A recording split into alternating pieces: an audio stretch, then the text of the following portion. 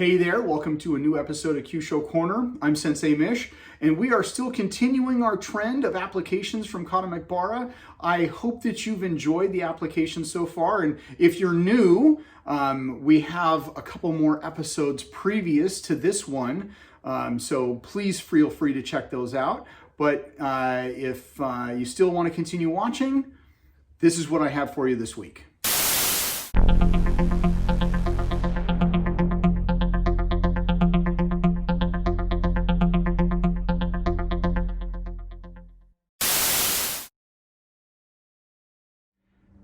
This next technique is going to come from move number 6 in kata Mokbara. So we are already down like this. Hand comes up, and I do this. Okay. So visualization rule. This is what I see. He's grabbing me. Right hand. He could have his fist up or not. Okay. My goal is to come up. I'm going to come over. I'm going to grab on the wrist points with both hands, one or both hands, but I want to get him into this position of an elbow to elbow wrist lock, or not wrist lock, arm bar, okay?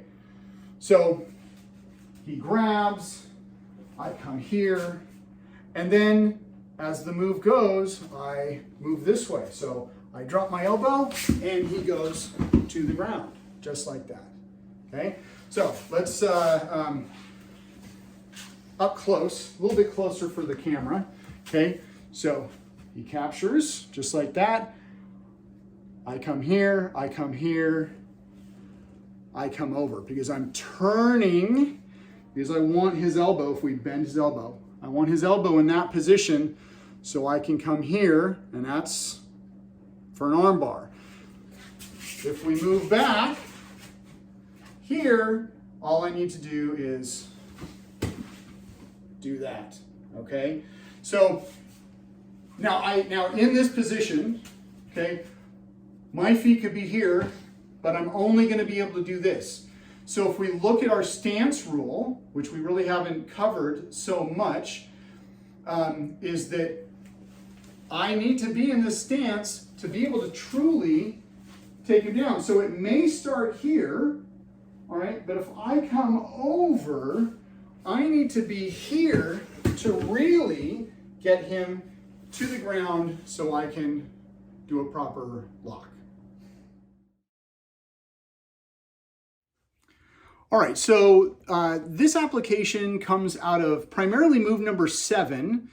We have a couple different variations, because the first move is going to be number 7, and then we can throw in 8 and 9 as kind of follow-up moves. But it's that coming from here, roll around, not really an 8, but definitely coming down into the 9. So we may just skip 8 with the, you'll see. Anyway, so just that first move. I'm coming here. Now, in a previous application, don't know if you've been able to see it or not, it was attacked from a hook. I parried from the inside. Now, I'm going to be on the outside, and I'm going to connect with the same side. So there's that punch.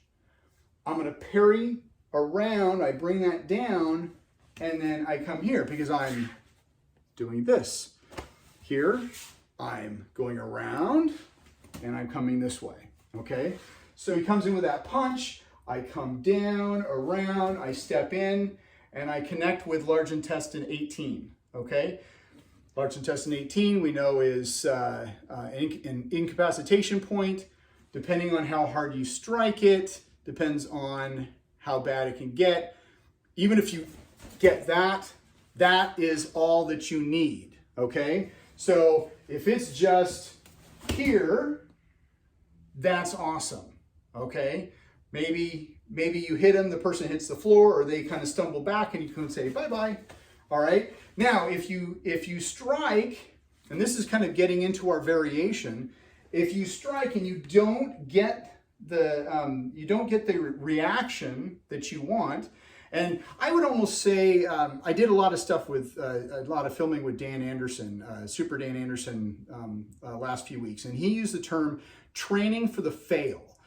And I really kind of, I like that concept, even though it's, I don't know, we don't really want to train for the fail. But one thing that katas do is it kind of teaches us to train for the fail. Because if I sit here and I don't get the reaction I want, then maybe the next couple of moves in the kata are my follow through, just in case. Okay? And yeah, that was taught to me, but like training for the fail was not the term that was ever used, but I like that term a little bit better. So he comes in, I same side parry down, I strike in, I don't get the reaction that I want, so I'm going to continue on with that motion. I'm going to come here and I'm going to essentially do this, just like it does in the kata, but I need to make that one full motion, okay? And I need to drop him straight down.